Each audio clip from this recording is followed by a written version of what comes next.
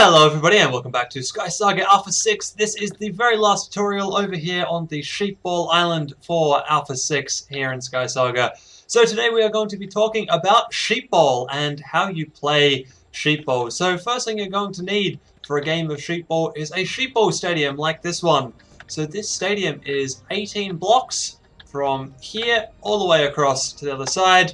And then 26 blocks all the way down one to the other. So it has 3 sections of 8 blocks wide, and then it's also got goals that are 6 blocks wide, one at each end. Now, these goals right now have been plugged up with snow, just so that the sheep that I have trapped in here can't get out.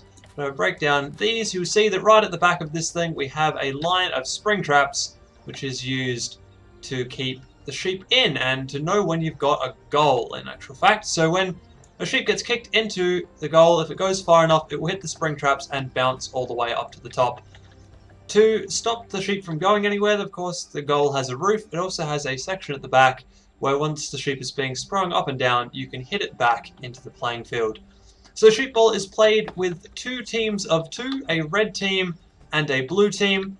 And the aim of the game is to score 4 points before your opponent can score 4 points. So you score points by hitting a sheep into your opponent's goal. So these guys over here would have to hit the sheep all the way into this goal until the spring traps at the back fired.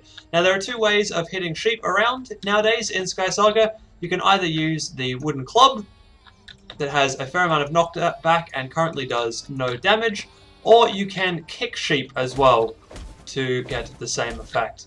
Either way, the goal is still the same. You need to get the sheep from one end of the field to the other. Now this is slightly more difficult now than it was in Alpha 4, because when a sheep gets hit now, it does actually retain its AI, which means there is a little bit of chaos added to the game as the sheep will start moving itself around all on its own.